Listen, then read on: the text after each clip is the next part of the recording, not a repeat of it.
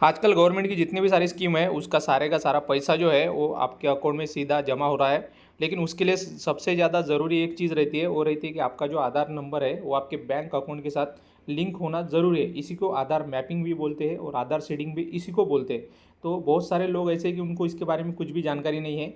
तो हम लोग आज इसी के बारे में इस वीडियो में बात करने वाले हैं। सबसे पहले अगर आपका आधार नंबर आपके बैंक अकाउंट के साथ अगर लिंक है तो उसको हम लोग कैसे चेक कर सकते हैं, या फिर अगर आपका आधार नंबर बैंक के साथ लिंक नहीं है तो उसको लिंक कैसे करना है। तो उसके दो तरीके हैं। एक तो आप बैंक में जाके एक फॉर्म फिलअप करके उस बैंक के थ्रू भी उसको आधार को लिंक कर सकते हैं, या फिर अगर आप बैंक नहीं जाना चाहते और अपने मोबाइल से करना चाहते अपना आधार कार्ड अपने बैंक अकाउंट से लिंक करना है, तो आज के वीडियो में हम लोग उसी की जानकारी देने वाले हैं।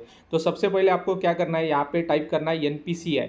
आपको NPCI की वेबसाइट पे जाना है। सबसे पहला जो लिंक आएगा उसी पे क्लिक करना है। उस पर क्लिक करने के बाद कुछ इस तरीके से आपको एक डिस्प्ले दिखाई देगा। इस पर आपको बहुत सारे ऑप्शन दिखेंगे। आपको यहाँ पे दिखेगा प्रोडक्ट, कंज्यूमर, मीडिया। तो आपको कंज्यूमर पे जाना है। कंज्यूमर में जैसे जाएंगे तो इस पर 4-5 ऑप्शन दिखेंगे आपको, UPI कंप्लेंट वगैरह। तो सबसे जो लास्ट है भारत आधार सीडिंग एनेबल, उस पर क्लिक करना है। अब ये वेबसाइट का थोड़ा सा प्रॉब्लम रहता है, 2-3 बार आप कोशिश करेंगे तो ये आपको अच्छे से काम करेगा, नहीं तो ये 2-3 बार बाहर फेंक देता है। तो आपको 2-3 बार ट्राई करना पड़ेगा, उसके बाद आपका काम हो जाएगा।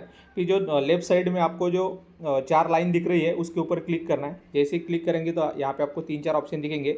सबसे ऊपर वाला जो ऑप्शन आता है वो है आधार सीडिंग। अगर आपको आपका आधार बैंक के साथ लिंक करना है या फिर आधार सीडिंग करना है तो पहले ऑप्शन पे जाना है। और 3 नंबर का जो ऑप्शन है आधार मैप्ड स्टेटस, अगर आपका आधार कार्ड ऑलरेडी किसी बैंक के साथ अगर जुड़ा हुआ है, लिंक है, तो उसका स्टेटस कैसे जानेंगे। तो सबसे पहले हम लोग आधार का स्टेटस जानेंगे। तो इसके ऊपर क्लिक करते हैं। आप जैसे इसके ऊपर क्लिक करेंगे इस तरीके का एक डिस्प्ले ऑन होगा। यहाँ पे आपको अपना आधार नंबर डालना होगा। उसके बाद एक कैप्चा है, कैप्चा कोड डालना पड़ेगा। और जैसे हम लोग इसको डाल के ओके करेंगे तो आपका आधार किस बैंक के साथ लिंक है या फिर नहीं है तो इसका स्टेटस यहाँ पे आपको दिखाई देगा। तो सबसे पहले हम लोग यहाँ पे अपना आधार कार्ड डाल देते हैं। यहाँ पे हम लोगों ने अपना आधार नंबर डाल दिया है। उसके बाद जो कैप्चा है उसको भी डाल दिया है। और यहाँ पे हम लोग चेक स्टेटस पे क्लिक करेंगे। जैसे हम लोग यहाँ पे स्टेटस को चेक करेंगे तो अपने को पता चल जाएगा कि अपना यहाँ पे आधार लिंक है या नहीं है। तो यहाँ पे request URL rejected, please consult वगैरह एरर दिखा रहा है। तो इनवैलिड कैप्चा का एरर है। तो हम लोग फिर से एक बार यहाँ पे कैप्चा को डाल देते हैं।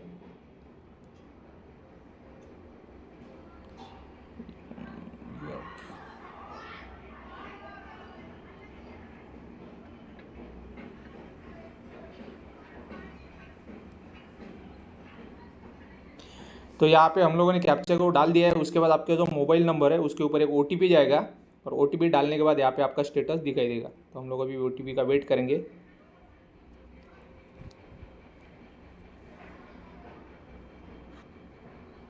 OTP आ चुका है अपने को 622766।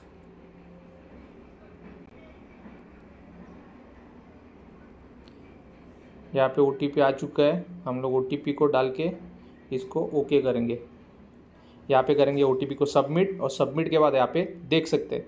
तो इस तरीके से ये हमारा आधार नंबर है। और उसके बाद meaning status enabled for DBT। तो यहाँ पे इनेबल्ड फॉर DBT होना चाहिए, मतलब डायरेक्ट बेनिफिट जो है आपके अकाउंट में आएगा। और ये कब किया हुआ है, 2016 में किया हुआ है। उसके बाद सबसे नीचे यहाँ पे अभी अपने को नहीं दिखाई दे रहा है, लेकिन जैसे आप इसको देखेंगे तो सबसे नीचे बैंक दिखाई देगा कि कौन से बैंक के साथ ये कनेक्ट किया हुआ है। और आप उसी बैंक में आपका जो भी पैसा गवर्नमेंट की तरफ से दिया जाएगा उसी बैंक में जाएगा। तो इस तरीके से आप अपना जो भी आधार का स्टेटस है या फिर आधार आपके बैंक अकाउंट के साथ लिंक है या नहीं है तो वो चेक कर सकते हैं। तो यहाँ पे हमारा जो आधार है वो बैंक के साथ लिंक है। तो यहाँ पे कंप्लीट होता है। दूसरा हम लोग फिर से इस 4 जो आड़ी लाइन है उसके ऊपर जाएंगे और जो सबसे पहला ऑप्शन है आधार सीडिंग का उसके ऊपर क्लिक करेंगे। तो जैसे ही अगर आपको अपना आधार अपने बैंक अकाउंट से के साथ अगर लिंक करना है तो आपको पहले नंबर के जो ऑप्शन है उसके ऊपर क्लिक करना है। फिर से यहाँ पे वही सेम प्रोसेस है। सबसे पहले आपको यहाँ पे अपना आधार नंबर डाल देना है। उसके बाद आपको आधार सीडिंग करना है या डी सीडिंग करना है, मतलब अगर कोई गलत बैंक के साथ आपका आधार अगर लिंक किया हुआ है तो आप उसको डी सीडिंग भी कर सकते हैं। ऐसा बहुत बार हो चुका है कि आधार नंबर तो आपका है लेकिन बैंक अकाउंट किसी और का है, तो आपके आधार पे जो भी पैसा आ रहा है दूसरे की इस पे जा रहा है, तो आप उस अकाउंट को डी सीडिंग भी कर सकते हैं यहाँ पे। तो सबसे पहले आपको आधार नंबर डालना है, फिर सीडिंग डालना है, उसके बाद सिलेक्ट योर बैंक। तो आपको जिस भी बैंक के साथ आपका आधार नंबर लिंक करना है उस बैंक का यहाँ पे नाम डाल देना है।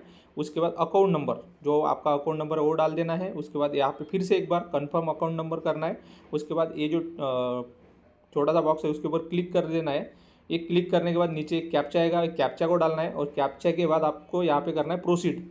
तो जैसे आप यहाँ पे प्रोसीड करेंगे तो आपका जो भी आधार नंबर है वो आपका यहाँ पे आपने जो भी बैंक और उसका जो अकाउंट नंबर डाल दिया उसके साथ लिंक हो जाएगा, या फिर आधार मैप हो जाएगा, आधार सीडिंग हो जाएगा, आपका प्रोसेस पूरा कंप्लीट हो जाएगा। तो ये वेबसाइट थोड़ा सा 2-3 बार हैंग होता है, लेकिन जैसे ही चलता है तो आप अच्छे 5G नेटवर्क में अगर सही से रहेंगे तो ये वेबसाइट अच्छे से चलता है और आप अपने मोबाइल्स के थ्रू आपका आधार सीडिंग का प्रोसेस पूरा कंप्लीट कर सकते हैं, या फिर आपका आधार सीडिंग अगर है तो उसको चेक कर सकते हैं। तो ये सारी प्रक्रिया है।